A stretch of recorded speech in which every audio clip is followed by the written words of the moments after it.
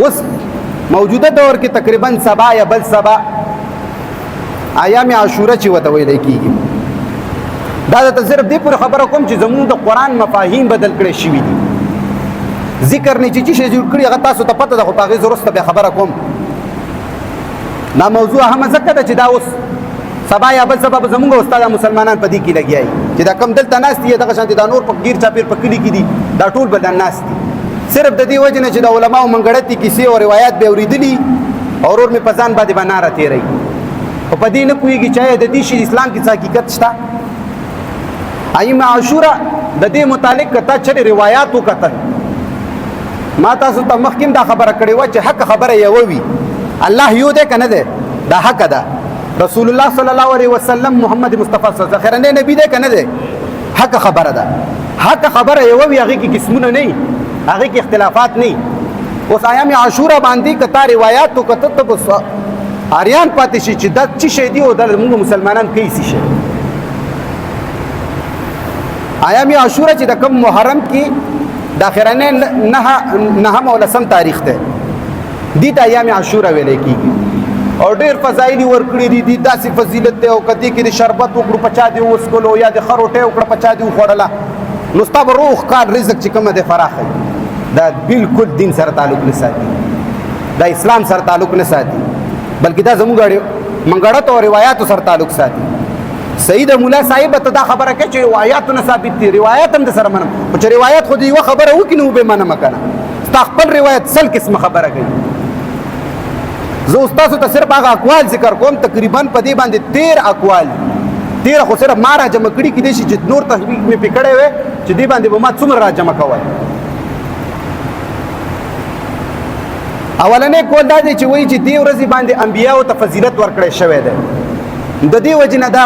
ایام عاشور چې کوم دي ډېر د فضیلت ورځې دي او روجې ساتل پکار دي. دویم کول دی وایي چې الله تعالی چې کوم دی آدم علیه السلام دی خو ته آدم علیه السلام جوړ کړی، نور حقیقت څه دی هغه ځان له خبره ده. دی وایي چې آدم علیه السلام چې کومه ګناه کړې وه د هغې توبه یې چې وویستله، په دې ورځې الله تعالی د ده توبه قبوله کړې وه، نو دې ته ایام عاشور وایي. دا ډېر د فضیلت ورځ ده. دریم کول چې وایي دی وایي چې ابراهیم علیه السلام چې کله اور ته واچولو نو هغه ته اور نه نجات په دې ورځې میلاو شوی دی، ایام عاشور یادوي. دا د دې دریم کول دی.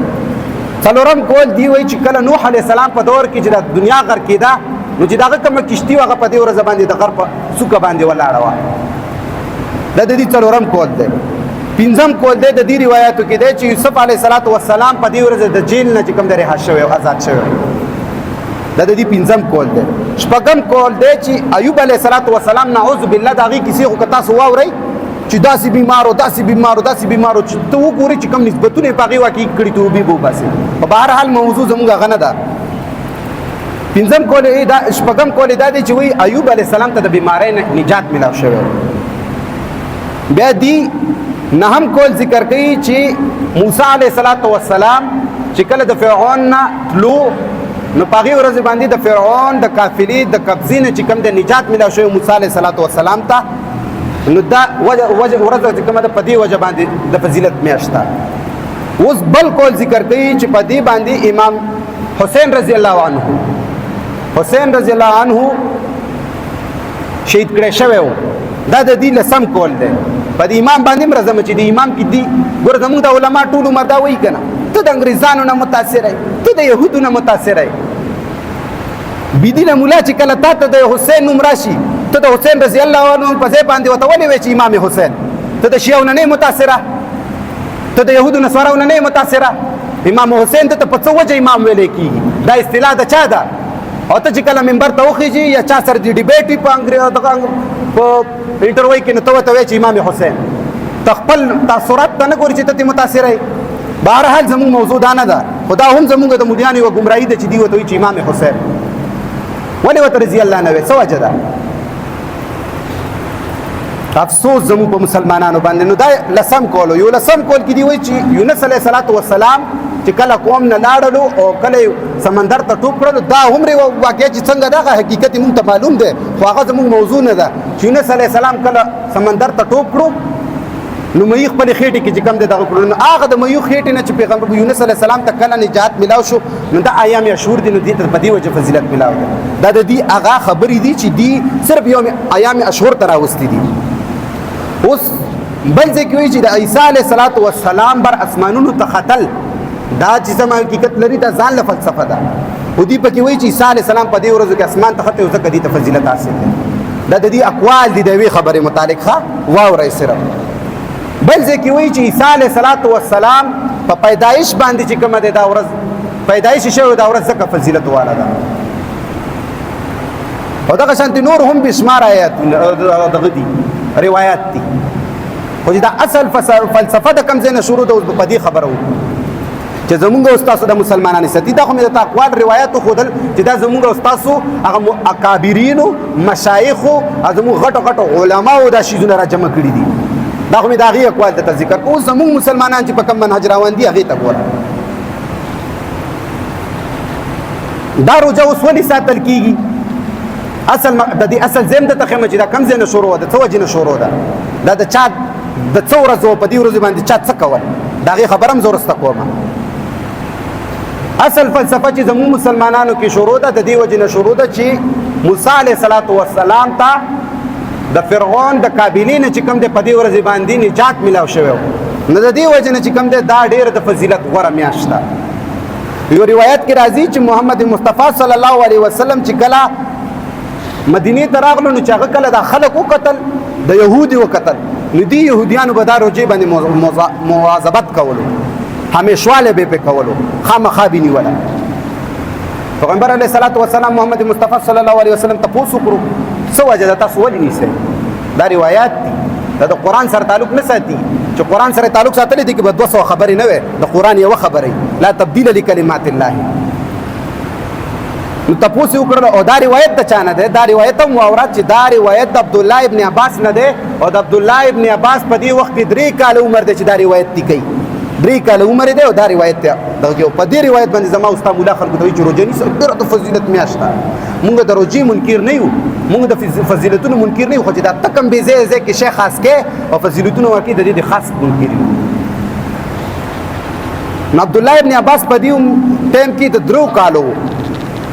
او هغه روایت ته چې محمد مصطفی صلی الله علیه وسلم چې کله مکې ته راغلو نو مدینه ته تاسو کو چې د خلک دارو جوړ نیسی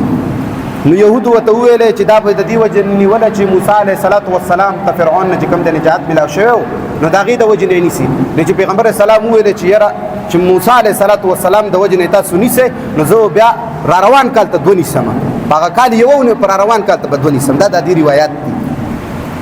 محمد مصطفی ته پته نه و او دا يهودو ته پته و او بس دا خو جوړی کیسې دي ته نه ګوري چې د دې به جواب کو دې به جواب کو بس لیکلي دي چې کلم چا سره ده نو د دې نه زموږ مولانو دا شروان کړي. اوس بل روایت ته دا قریش ډیره په خوانه دارو جنی ولا غیبم روجنی ولا لکه څنګه چې زموږ استاد په معاشري کې یو کار رواني مونږ هم تایم کوو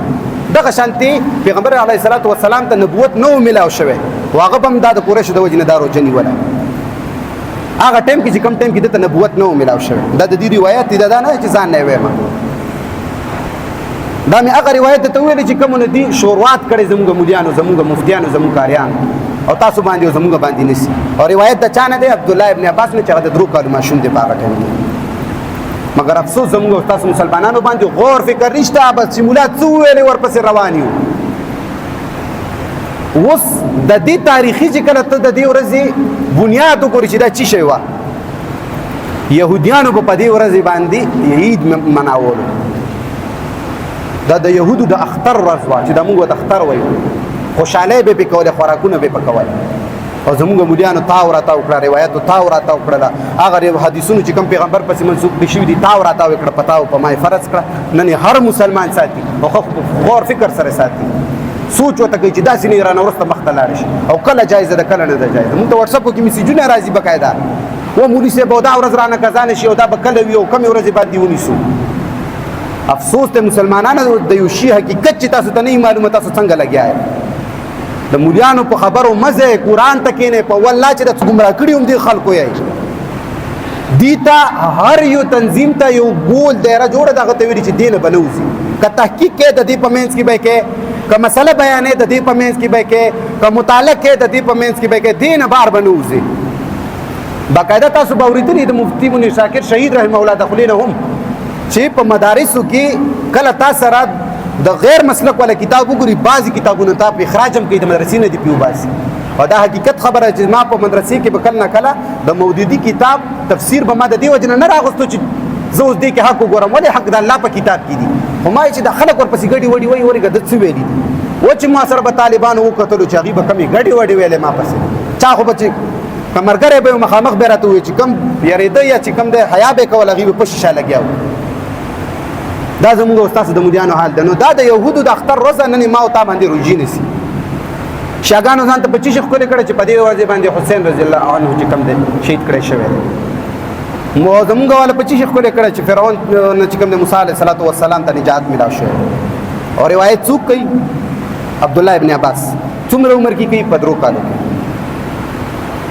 دا د سوچ خبرې دي خو ملیان خو تاسو ته ویلي دي چې کنه افلا یتدبرون قرآن باندې برنه آیت چې کله وایي لاس پې کېږدي چې کله په خولې هم داسې بیان کې وایي په هغې کې خو یې درته ووایي خو داسې طریقې سره یې درته ووایي چې تاسو ته وایي چې تاسو به پې سوچ نه کوئ زمونږ مشایخ څه دي زمونږ کابر چې دا کم څه ویلي دي هغه به پې سوچ کوي نن زمونږ دا حل دی چې د الله د کلام نه خبره یو نن زمونږ دا حل دی چې کوم شی د دین جز شمارو د هغې دین سره تعلق نشته په والله چې بعضې داسې مسایل دي کوم کړل قسم دی چې تاسو به مو وژني او ټول عمر مو کړي او اسلام سره تعلق نشته دا شی خو به قرآن کې نشته که نه بیا دا شی قرآن کې نشته خدای دې غر که دین په قرآن کې دی چې نشته دی خو نشته اسلام کې که نه مگر افسوس زموږ او ستاسو مسلمانانو باندې چې دین صرف بیانو کردار کې نه راولو اگر ہم تاریخ کے اوراق اٹھا کر دیکھیں قسم خدا کی تمہیں ایسے شخصیات کا ذکر ملے گا کہ انہوں نے تاریخ کو روشن کیا ہے آپ تاریخ اٹھاؤ تاریخ میں ایک مجاہد انسان کی ذکر آتی ہے اس کا نام ہے محمد بن قاسم ہمارے علماء تو اس کو یاد کرتے ہیں اس کے واقعات سناتے ہیں اس کے قصے سناتے ہیں لیکن اس کی حقیقت اپنے آپ میں کردار میں نہیں لاتے اب محمد ابن قاسم وہ آدمی تھا جس کو ایک بچی نے فریاد کیا کہ اے محمد بن قاسم اے فلاں امیر المؤمنین میرے ساتھ اس طرح ہوا ہے میرے خاندان کی ساتھ اس طرح ہوا ہے تم کیوں خاموش ہو تو اس نے تلوار اٹھائی اس نے جرت کے ساتھ اپنے لوگوں کو کہا کہ اس عورت کی آپ لوگ پوچھو اس کے بارے میں آپ جہاد کرو کہ اس کے ساتھ ظلم کیوں ہوا ہے تو محمد بن قاسم جب اٹھا تو کراچی سے لے کر ملتان تک کی جتنی بھی جگہ تھے اس کو فتح کر لیا ایک عورت کی وجہ سے ایک بچی کی فریاد کی وجہ سے لیکن آج عالم بیٹھ کر مسجد میں تو چیخی بہت مارتا ہے روایات بہت سناتا ہے واقعات بہت سناتا ہے لیکن اس کو اپنے کردار میں نہیں لاتا بس اس کو صرف واقعات کے لیے مقرر کیا ہے بس اس کو صرف کتاب میں قید کر دیا ہے اس کو اپنے کردار میں نہیں لاتا اس کو اپنے عمل میں نہیں لاتا اس کو اپنے گفتار میں نہیں لاتا اب میں پہلے بھی کہہ چکا ہوں کہ رسول اللہ صلی اللہ علیہ وسلم کے اور اسی طرح اس کے صحابہ کے تعریفات کرو میں اس کے تعریفات کا منکر نہیں لیکن ہاں میں اس کا ضرور منکر ہوں کہ تم تعریفات تو کرتے ہو لیکن اس کو گرفتار کو اپناتے نہیں ہو اس کے کردار کو نہیں اپناتے افسوس ہمارے علماء پر کہ ہمارے عوام کو اتنے اندھیرے میں رکھا ہوا ہے زمونږ او ستاسو علما مونږ داسې تیارو کې ساتلي چې د خلکو خبرې خو مونږ ته کوي خو نه په والله که خپل کردار کې راولي نه په ستاسو کردار ته راولي صرف د خوند دپاره صرف د جذبې دپاره بهرحال نو ما خبره کوله چې زمونږ علما او زمونږ چې دا کم سټیجونو باندې ښکلي ښکلي اوازونه دي دا به لګیا وي تعریفونه به کوي او دا خلک د تعریفونو قابل دي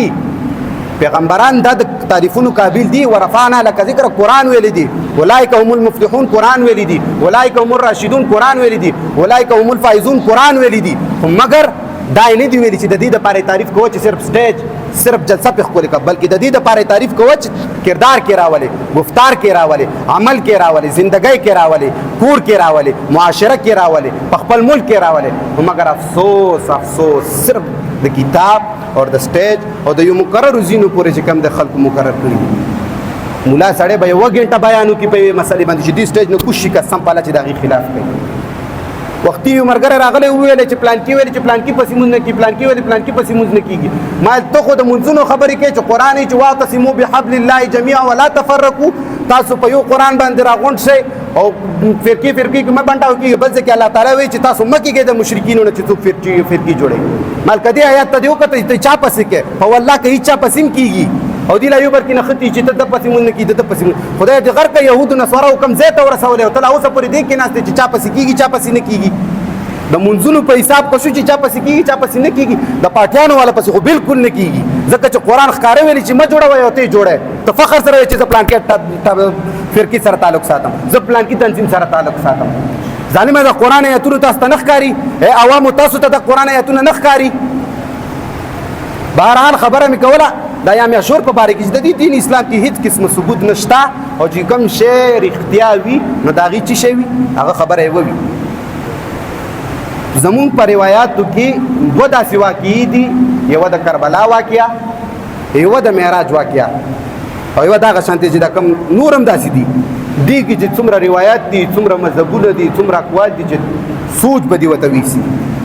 او بیا هم زموږ علما وایي رښتیا دي. نو چې رښتیا دي یوه خبره خو یې که نه ولې در کې 200 اقوال دي، ولې در کې 200 روایات؟ مګر افسوس په هغه خلکو باندې چې کومو خلکو غلطیانې کړي دي، زمونږ او ستاسو نظریې جوړې کړي چې مجتهد نه کله غلطي وشي نو هغه ته پلس نیکۍ میلاوي. او زه دې تاریان پاتې یم چې دین پیغمبر علیه الصلاة والسلام راوړی، دا خو دې کې خو شک نشته که نه؟ قرآن پیغمبر علیه السلام راوړی که نه؟ ښه چې قرآن پیغمبر علیه السلام راوړی، پیغمبر ته خو دا پته نه وه چې مخکې به خلک راځي هغه به مجتهدین هغه به دین استنباط کوي، دا پته خو هغه ته نه وه که نه؟ علمي غیب خو هغه سره نه و که نه؟ ښه نو بیا د پیغمبر نه بعد چې وحي هغه ته کېږي هر څه هغه ته کېږي، دا خلکو ته څه پته ولګېده چې د مجتهد په غلطۍ باندې لس نیکۍ میلاویږي. د سوچ خبرې دي او موږ باندې سترګې پټې کړي، سوچ چېرته کوو؟ غفلت کې پراته یو. بهرحال موضوع زموږ دا نه وه، خو صرف دې د وجې نه مې وچړو چې دا اوس را روان دی او دا خلکو دا ټول ورته تیارانې کړي، خو دین اسلام سره د دې شي تعلق نشته.